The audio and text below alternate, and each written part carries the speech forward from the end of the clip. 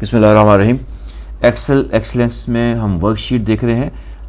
अभी जो है मैं कुछ लेक्चर जो है वो इम्प्रूव कर रहा हूँ। तो ये लेक्चर 4 के जो है इम्प्रूव फॉर्म है, discussing data type, number behaviour and decimal functions. Lecture 3 में जहाँ से हमने उसको फिनिश किया था वहीं से स्टार्ट करते हैं। हम थे स्टेटस बार पे। तो आज हम देखते हैं स्टेटस बार के फर्दर फीचर्स कौन कौन से हैं। तो अगर मैं ये स्टेटस बार है हमारे पास, अगर मैं यहाँ पर इसको क्लिक करूँ तो देखें एक ये मेरे पास बहुत बड़ी लिस्ट ओपन होगी है कस्टमाइज स्टेटस बार की। अब जो है जो चीज़ें मैं टिक करूँगा वो मुझे स्टेटस बार पे इंडिकेशन आ जाएंगी और जो अनटिक हैं वो इन्फॉर्मेशन नहीं आएंगी। राइट जी, देखें सेल मोड जो है वो मैंने किया हुआ है, मुझे बताएगा रेडी है कि नहीं है। फिर फ्लैश फिल ब्लैंक सेल्स हैं, तो ये आप सब देख लीजिएगा। मैं आपको चंद एक इंपॉर्टेंट चीज़ें बता रहा हूँ जो आपको क्लियर तौर पर नज़र आएंगी और आप आइडेंटिफाई कर सकते हैं। ठीक है, इसमें देखें ये कैप्स लॉक अभी मैंने टिक नहीं किया, मैं इसको टिक कर देता हूँ। अभी स्टेटस उसका क्या है, अभी वो ऑफ आ रहा है। नम लॉक मैंने जो है नहीं जो है टिक किया, मैं इसको टिक कर देता हूँ। तो जैसे मैंने इसको टिक किया, क्योंकि नम लॉक हमारा ऑन है तो उसने यहाँ पे शो कर दिया। और मैं यहाँ पर देखें यहाँ एवरेज ही मैंने जो है वो टिक किया हुआ है, काउंट भी किया हुआ है और सम भी किया हुआ है। अब मैं देखता हूँ कि जो चीज़ें मैंने टिक की हुई है आप इसमें जो चाहे टिक कर सकते हैं। अब हमें ये किस तरह से हेल्प आउट करते हैं हम इसको अब डिटेल से देखेंगे। राइट जी, अब मैं क्या करता हूँ, मैंने जो है जैसे देखें ये नम लॉक मेरा नज़र आ रहा है, मैं कैप्स लॉक ऑन करता हूँ। मैंने जैसे कैप्स लॉक ऑन किया तो ये कैप्स लॉक अपीयर हो गया यहाँ पर। इस तरह से मैंने स्क्रोल लॉक जो है वो मैंने उसको भी मैं जो है क्लिक कर सकता हूँ। अब देखें जो मैंने एक और काम किया, वो मैंने काम क्या किया था, मैंने वहाँ पर कुछ फंक्शंस जो हैं ऑटो कैलकुलेट के ऑन किए थे। मैं अगर इसको इसके लेके आऊँ तो अब देखिए मेरे पास क्या आ रहा है, मेरे पास यहाँ पर एक एवरेज आ रही है, मेरे पास काउंट आ रहा है और मेरे पास सम आ रहा है। तो हमने क्या किया, हमने जो है इस स्टेटस बार को जो है वो 4 पार्ट्स में डिवाइड कर दिया। जब तक मेरा सेल यहाँ पर है, ये देखिए ये मुझे शो कर रहा है, रेडी शो कर रहा है।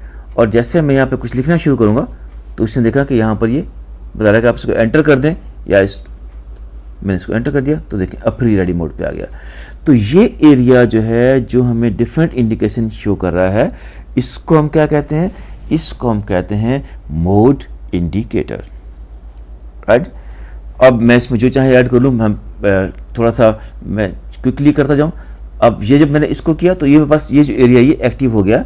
इस एरिया को हम क्या कहते हैं, इसको हम कहते हैं ऑटो कैलकुलेट इंडिकेटर। और ये मेरे पास जो है ये जो पेज लेआउट आ रहा है, ये पेज ब्रेक आ रहा है और नॉर्मल व्यू आ रहा है, इसको हम क्या कहते हैं, लेआउट इंडिकेटर। और ये लास्ट में जो हमारे पास है ये है जूम स्लाइडर। राइट, अब आगे मूव करते हैं ना। अब ये है कि हम ये कहते हैं कि हमारे पास एक रूल हम ये बनाते हैं कि हमारे पास जब भी हमने वर्क स्टार्ट करना है तो हम स्टार्ट करें बिल्कुल फ्रॉम द फर्स्ट सेल और nearest to the first cell. Because इसके दो जो है एक एडवांटेज है और एक डिसएडवांटेज है। एडवांटेज ये है कि जब हम आगे जाएंगे और हमने डिफरेंट शीट्स को और वर्कशीट्स को कंबाइन करना है और अगर हमारे डाटा का फॉर्मेटिंग और स्टार्ट जो है वो सेम प्लेस से है तो हमारे पास उसको जो है रिपोर्ट जनरेशन में आसानी हो जाएगी। और सेकंड क्या होगा, हम इसको क्या करेंगे कि हमारे पास मेमोरी जो है वो वर्किंग मेमोरी वो कम से कम कंज्यूम होगी। राइट जी, इस जो है कंसेप्ट को हम कहते हैं कवर्ड वैगन। ठीक है जनाब, तो अब हम आगे चलते हैं। अब आप ये देखें कि हमारे पास जो है 4 तरह की जो हैं ऑप्शंस अवेलेबल हैं किसी भी डाटा को एंटर करने के लिए। मैं यहाँ पर जैसे लिखता हूँ 152। अब देखें जब मैंने जैसे 152 लिखा, इस हमारे फार्मूला बार में ये 152 आ गया है। अगर मेरे पास ये है, मैं इस जो टिक का निशान है इसको एंटर कहते हैं, मैं एंटर करूँगा तो मेरे पास देखें ये एक तरीका ये है कि मेरे पास ये एंटर हो गया। राइट जी, सेकंड मेरे पास क्या है, मैं यहाँ पर लिखता हूँ एक और जो है मैंने लिखा, इसको अब लिखने के बाद मैं अगर एंटर प्रेस करूंगा तो देखें आप इसकी मूवमेंट देखें, मैंने एंटर प्रेस किया तो ये डाउनवर्ड चला गया। अच्छा, हमारे पास क्या है, हमारे पास एक्सेल ने हमें बहुत फ्लेक्सिबिलिटी दी हुई है। अगर हम यहाँ पर फाइल पर जाके, ऑप्शंस पे जाके, एडवांस पे जाके हम ये कर दें कि जब भी हम एंटर प्रेस करें तो आपने इसको लेफ्ट मूव करना है या राइट मूव करना है या अप मूव करना है, तो we can change. But normal इसका बिहेवियर ये है कि जब भी हम एंटर प्रेस करेंगे ये क्या करेगा, ये डाउनवर्ड मूव करेगा।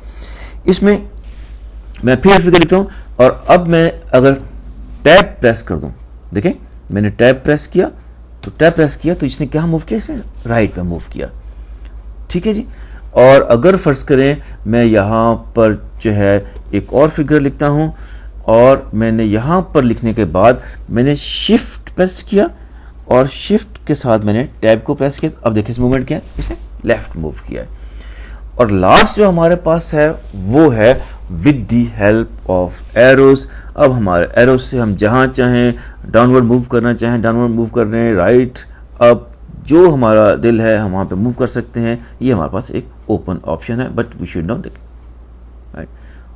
तो ये हमारे पास डिफरेंट बिहेवियर हैं कि हम किस तरह से जो है जब डाटा एंट्री करते हैं तो उसको हम अपने तौर पे मैनेज कर सकते हैं। अब मैं यहाँ पे लिखता हूँ जनाब, ये मैंने एक फिगर लिखी और मैंने देखा कि मुझसे यहाँ पे मिस्टेक होगी। मैंने लिखना था 945, मैंने लिख दिया 954।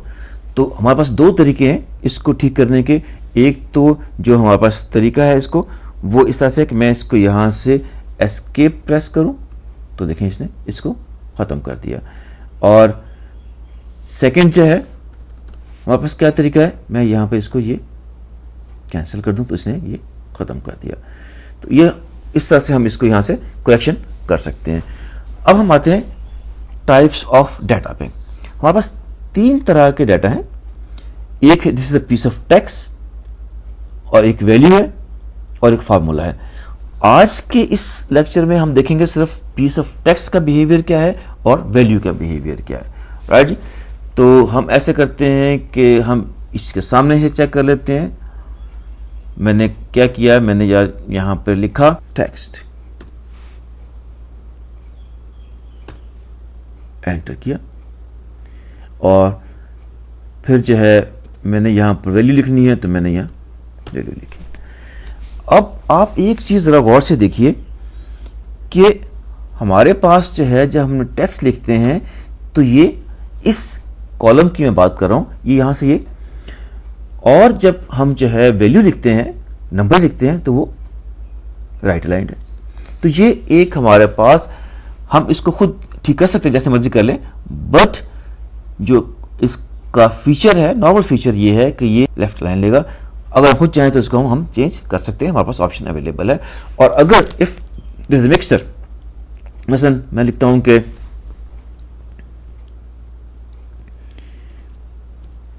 पे 25 टू ए।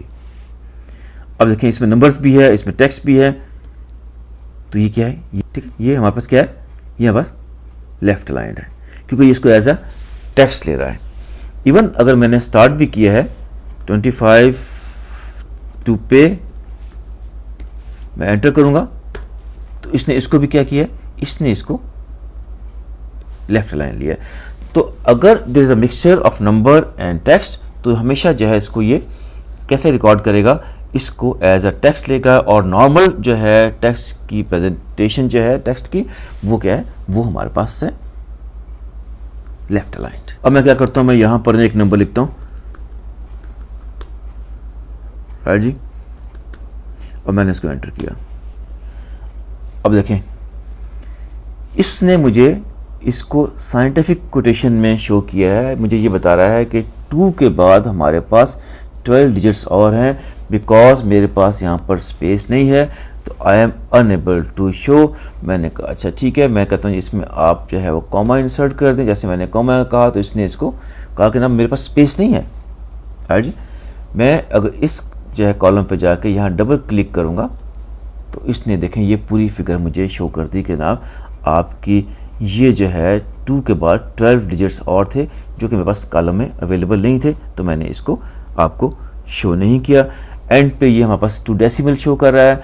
ये देखिए ये डेसिमल्स हैं, ये मैं अगर डिक्रीज डेसिमल है और ये इंक्रीज डेसिमल है, तो मैं अगर डेसिमल डिक्रीज कर दूं तो ये डिक्रीज कर देगा, और अगर मैं किसी के भी डेसिमल यहाँ पे मैंने लिखा है और मैंने कहता हूँ जनाब आप ऐसे करें ये डेसिमल ले जाएं, मैं इसको इंक्रीज कर दूं, तो देखिए इसने क्या कहा कि जनाब साइज़ मेरे पास कम है, तो इसने जब मैं साइज़ ठीक करूँगा तो इसने इसको एडजस्ट कर दिया।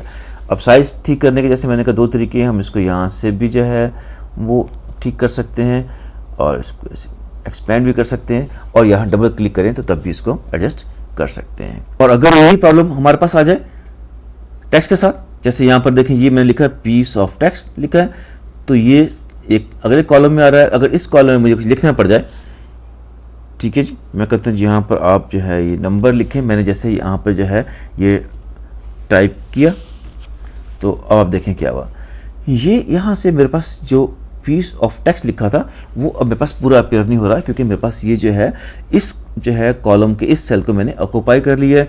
या तो इसको मैं जो है वो क्लियर कर दूं, मैं डिलीट से भी कर सकता हूँ, क्लियर कर, जैसे मैं क्लियर करूँगा तो ये टेक्स्ट फिर अपीयर हो जाएगा। लेकिन अगर मैं दोबारा से फिर इसको जो है वो रिकॉर्ड कर दूंगा, नंबर कर दूंगा, तो फिर हमारे पास ये वो फिर अपीयर नहीं होगा। तो अगर फ़र्ज़ करें हमारे पास एक सेल में हमारा टेक्स्ट बड़ा हो गया, उसको हमने कैसे एडजस्ट करना है, उसको एडजस्ट करने के हमारे पास 2 तरीके हैं। एक तो मैं जो है इसकी विड्थ यहाँ से इंक्रीज़ कर दूँ तो देखें आ गया, और सेकंड ये है कि अगर मेरे पास विड्थ इंक्रीज़ करना पॉसिबल नहीं है, मैंने और बहुत काम किया हुआ है, तो मैं इस सेल पे रख के, ये मेरे पास है रैप टेक्स्ट, मैं इसको ये प्रेस करूँगा तो इसने क्या किया है, इसने अब यहाँ पे शो कर दिया है। समटाइम ये खुद ही इसको वाइड कर देता है, अगर वाइड ना करे तो हमने इस जो है इसकी जो रो है इसकी विड्थ को इंक्रीज कर देंगे, तो ये देखें ये फिर एक इस सेल में आ जाएगा। तो इस तरह से जो है अगर हमारे पास प्रॉब्लम आ जाए तो हम इसको एडजस्ट कर लेते हैं। अब मैं दोबारा आता हूँ, थोड़ा सा एक बिहेवियर जो हमने यहाँ पे देखा था वो ये है कि अगर मैंने यहाँ पर इसको एब्सेंट शो करता हूँ, मैंने इसको एब्सेंट अगर शो कर दिया, अब अगर मैंने इसका टोटल किया तो अब देखें आप क्या आ रहा है, एवरेज 21.2 जो हमारे पास पहले थी, अब चेक कर लीजिएगा काउंट 11 हो गए हैं और सम 212 है। इसका मतलब ये है कि अगर हम जो है किसी रो में टेक्स्ट ऐड कर देंगे तो उसको काउंट तो करेगा, लेकिन एवरेज निकालते हैं वो उसको इग्नोर कर देगा, और टोटल में तो ज़्यादा इसने इग्नोर करना ही है। इसको हम कहते हैं ये जो टेक्स्ट है this is a big zero for addition और टेकिंग द एवरेज, ठीक है, this is a big zero. अगर मैं स्मॉल जीरो लिखूंगा, यहाँ पर मैं जीरो लिखूंगा तो देखें फिर इसकी एवरेज जो है वो ख़राब हो जाएगी। मैंने यहाँ पे अगर जीरो लिख दिया तो अब देखें, अब मैं इसकी एवरेज लूँगा तो मेरे पास 21.2 नहीं होगी, बल्कि एवरेज जो है वो 19.27 हो जाएगी, क्योंकि हमारे पास जो है नंबर ऑफ जो है जो रोज़ बढ़ गई हैं और एवरेज इसने कैलकुलेट कर दिया है। काउंट 11 ही है, टोटल 212 है, बट एवरेज हमारे पास जो है वो डिक्रीज़ हो गई है। और अगर यहाँ पर जो है वो मेरे पास एब्सेंट ही है तो तब मेरे पास ये देखें हमें जो है वो 21.2 शो कर। This is very very important point. Thank you very much. इसका हम 4B में रिमेनिंग पार्ट कवर करेंगे। अस्सलाम वालेकुम।